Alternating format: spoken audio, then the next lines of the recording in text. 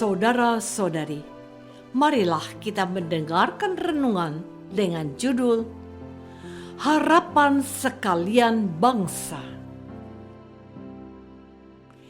yang berdasarkan pada Injil Matius bab 12 ayat 20.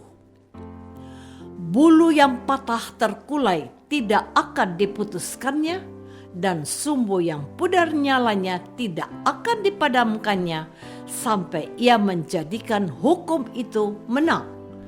Dan padanyalah bangsa-bangsa akan berharap. Dalam nama Bapa dan Putra dan Roh Kudus. Amin. Saudara-saudari terkasih dalam nama Tuhan Yesus Kristus. Kalau kita masih sempat membuka dan membaca Injil yang diwartakan oleh Gereja Kudus pada hari ini, perikop yang saya kutipkan itu berada dalam kelompok ayat-ayat yang diberi judul oleh redaktur sebagai Yesus Hamba Tuhan.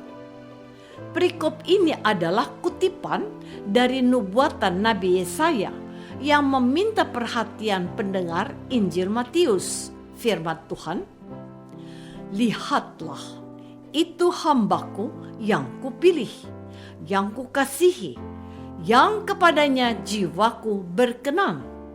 Aku akan menaruh rohku ke atasnya, dan ia akan memaklumkan hukum kepada bangsa-bangsa." Yesaya bab 42 ayat 1.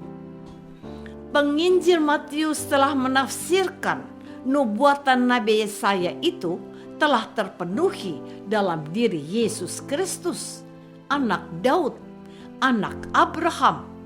Matius bab 1 ayat 1. Hamba Tuhan itu adalah seorang yang memiliki hati yang lembut, sabar, dan bijaksana. Ia sangat memiliki kepedulian. Ia tidak memutuskan atas dasar kata orang atau emosi semata. Ia mempertimbangkan banyak hal untuk kebaikan seseorang agar mereka memiliki kesempatan untuk menjadi orang-orang yang baik dan berguna. Saudara-saudari terkasih, kita telah mendengar nubuatan ini. Bulu yang patah terkulai tidak akan diputuskannya, dan sumbu yang pudar nyalanya tidak akan dipadamkannya sampai ia menjadikan hukum itu menang. Apa yang masih diperbuat orang jika sebatang bulu telah patah?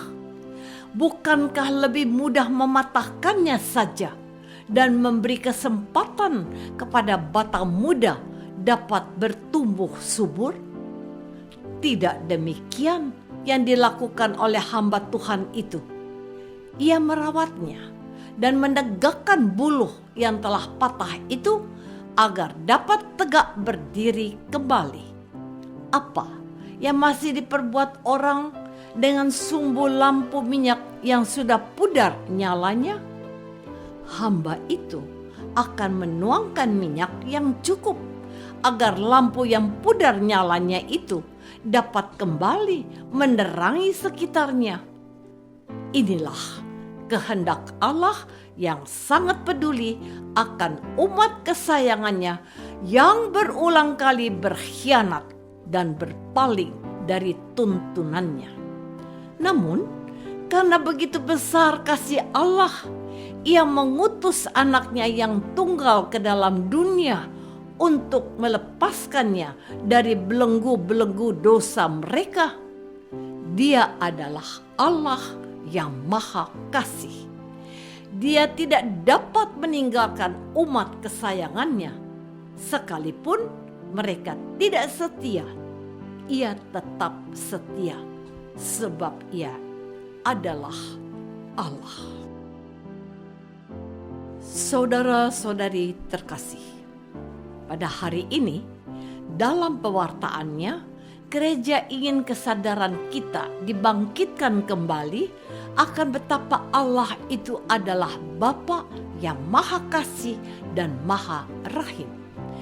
Ketika terjadi gerakan penolakan yang dilakukan orang-orang Yahudi terhadap saudaranya sendiri yang disebut para pendosa, Tuhan Yesus justru mendekati mereka, ada di tengah mereka dan hadir bersama mereka. Karena itu, Tuhan Yesus diprotes oleh para ahli Taurat dan kaum Farisi. Catatan Santo Lukas Penginjil cukup jelas menerangkan protes mereka. Para pemungut cukai dan orang-orang berdosa biasanya datang kepada Yesus untuk mendengarkan Dia. Maka bersungut-sungutlah orang-orang Farisi dan ahli-ahli Taurat. Katanya, Ia menerima orang-orang berdosa dan makan bersama-sama dengan mereka. Orang-orang berdosa, pemungut cukai, para pelacur, dan mereka yang menderita kusta dikucilkan oleh mereka. Tetapi tidak sama dengan mereka. Tuhan Yesus justru mendatangi mereka, menerima mereka, menyembuhkan kusta mereka, dan membantu mereka untuk bertobat dari dosa-dosa mereka. Dia menjadi harapan yang menjanjikan masa depan yang lebih baik bagi mereka. Saudara-saudari terkasih, orang-orang yang disapa Yesus, mereka itu dimanusiakan oleh Tuhan Yesus, sekalipun mereka ditolak orang lain.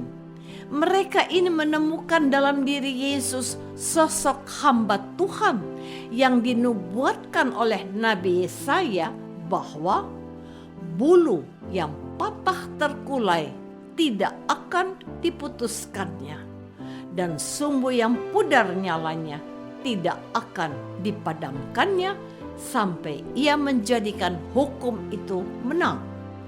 Dan padanyalah bangsa-bangsa akan berharap. Yesus ditolak oleh bangsa pilihan yang dimotori oleh para pemuka agama mereka, tetapi Dia menjadi berkat dan rahmat bagi bangsa-bangsa lain yang menerimanya sebagai Tuhan dan Juru Selamatnya. Siapakah mereka? Kita. Ya, kitalah yang berbahagia karena kita telah menjadi umat pilihan baru yang percaya kepadanya. Karena kita berharap kepadanya akan membebaskan kita dari dosa-dosa. Setelah mengalami kasih Tuhan itu, kini giliran kita untuk menyatakan dan memperkenalkan kasih dan kebaikan Tuhan itu kepada semua orang. Pertama-tama, bukan dengan khotbah atau wejangan panjang-panjang, tetapi melalui perilaku hidup kita, yaitu dengan bersikap baik dan menerima mereka yang merasa tersisih dan tidak punya teman untuk berbagi, supaya mereka mengalami bahwa kasih Tuhan juga untuk mereka. Oleh perbuatan baikmu mereka akan memuliakan Bapamu yang di surga.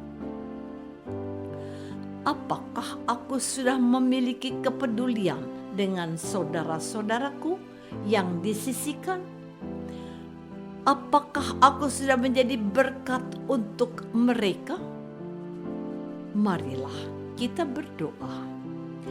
Bapa yang Maha Baik, Tuhan Yesus telah menunjukkan kemurahan hati-Nya kepada kami. Bantulah kami juga menyatakan kasih Yesus itu kepada mereka yang belum mengenal hati-Nya yang Maha Kasih. Hanya dengan cara itu mereka dapat mengenal kasih-Mu, ya Bapa. sebab Dialah Kristus Tuhan kami. Amin. Semoga kita semua selalu dinaungi dan dibimbing oleh berkat Allah yang Maha Kuasa, Bapa dan Putra dan Roh Kudus. Amin.